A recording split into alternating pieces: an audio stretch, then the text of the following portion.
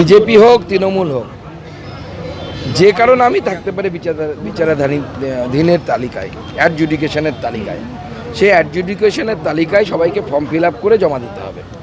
যারা হিন্দু উদ্বাস্তু আছেন তাদেরকে সিএতে অ্যাপ্লিকেশন করতে হবে। সিএর অলরেডি আমার নিজের লোকসভার মধ্যে একটি অঞ্চলে একসাথে গতকাল ৭৬ জন সিএ পেয়েছে, ৭৬ জন একটি অঞ্চলে। তো এখন সিএ ছাড়তে শুরু করেছে, ৯০,০০০ সিএর অ্যাপ্লিকেশন হয়েছে। আমার বিশ্বাস এর ৯০% লোক সঠিক ডকুমেন্টেশন করেছেন। আমাদের কাছে বিভিন্ন সূত্রের মারফত খবর আছে, তারা প্রত্যেকেই সিএর মাধ্যমে নাগরিকত্ব পাচ্ছে। আজ রাজ্যে জাতীয় নির্বাচন কমিশনের ফুল বেঞ্চ আসছে। আজ সন্ধে কলকাতায় আসছেন সিএসি জ্ঞানেশ কুমার। ভোট প্রস্তুতি খতিয়ে দেখতে আসছে কমিশনের ফুল বেঞ্চ। জ্ঞানেশ কুমার সহ মোট ১৩ জনের টিম আসছে কলকাতায়। টেলিফোনে আমাদের প্রতিনিধি রুমা পাল আমাদের সঙ্গে রয়েছেন।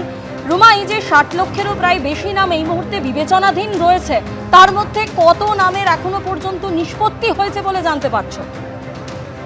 দেখো, কালকে পর্যন্ত যে খবর ৮.৫ লক্ষ নিষ্পত্তি হয়েছে। তবে এই ৮.৫ লক্ষ নিষ্পত্তির মধ্যে কারা পাশ করেছেন বা ফেল করেছেন সেক্ষেত্রে কিন্তু কমিশন কিছু জানায়নি। অন্যদিকে জানিয়ে রাখি যে ইতিমধ্যেই ঝাড়খণ্ড এবং ওড়িশা থেকেও কিন্তু ২০০ জন জুডিশিয়াল অফিসার এসেছেন।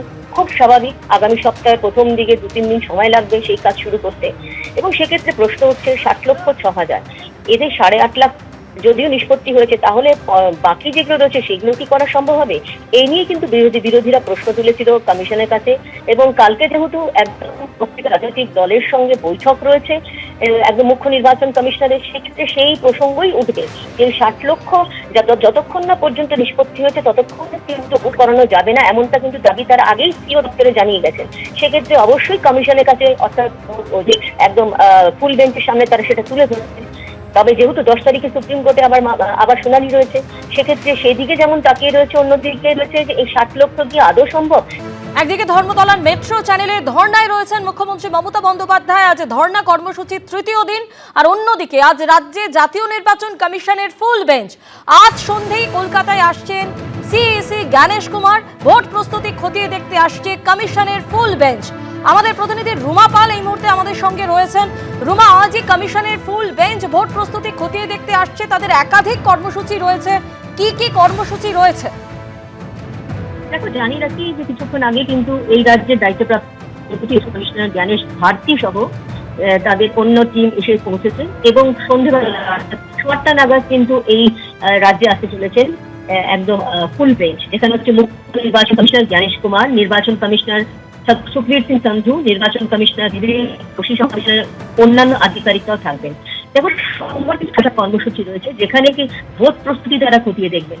এবং প্রথমেই রয়েছে যারা রাজ্যের স্বীকৃত রাজনৈতিক দলের সঙ্গে বৈঠক করবেন মুখ্য নির্বাচন কমিশনার, এবং ওই বৈঠকের পর এনফোর্সমেন্ট এজেন্সির সঙ্গে প্রধান সঙ্গে বৈঠক হবে এবং আসন্ন নির্বাচনের প্রস্তুতি খতিয়ে দেখতে এরপর শুরু বৈঠক IG, DIG, range police commissioner, জেলা নির্বাচনী আধিকারিক, পুলিশ সুপারদের সঙ্গে দুদফা বৈঠক রয়েছে, সারাদিনই সেই বৈঠক থাকবে। এবং আরো দুদিনের সঙ্গে আসে সেহেতু মঙ্গলবারও কিন্তু একদম প্রথম দিকে পিও, স্টেট পুলিশ নোডাল অফিসার, কেন্দ্রীয় বাহিনী নোডাল অফিসারের সঙ্গে ভোট প্রস্তুতি নিয়ে রিভিউ হবে। রাজ্যের মুখ্য এবং অন্যান্য আধিকারিকদের সঙ্গে মুখ্য নির্বাচন কমিশনার জ্ঞানেশ কুমারের মুখোমুখি বৈঠক হবে। বিএলওদের সঙ্গে ইন্টারাকশন রয়েছে এবং তারপরে কিন্তু সাংবাদিক বৈঠক। অন্যদিকে এই সমস্ত ভোট প্রস্তুতি পর্ব ছাড়াও কিন্তু জ্ঞানেশ কুমারের দুটি কর্মসূচি রয়েছে, যেটা কাল সকালে তিনি কালীঘাট মন্দিরে দর্শনে যাবেন এমনটাই খবর। অন্যদিকে পরশুদিন তিনি বেলুড় মঠ যাচ্ছেন এমনটাই একটি খবর। ধন্যবাদ রুমা। আজ রাজ্যে জাতীয় নির্বাচন কমিশনের ফুল বেঞ্চ। আজ সন্ধেই কলকাতায় আসছেন সিএসি জ্ঞানেশ কুমার। তার আগে গতকাল এসআইআর নিয়ে সুপ্রিম কোর্টের নির্দেশের কথা স্মরণ করালেন জ্ঞানেশ কুমার। সংবিধান মেনে ও সুপ্রিম কোর্টের নির্দেশে পশ্চিমবঙ্গে এসআইআর চলছে। পশ্চিমবঙ্গে এসআইআরে ৬৩ লক্ষ নাম বাদ নিয়ে প্রতিক্রিয়া মুখ্য নির্বাচন কমিশনারের।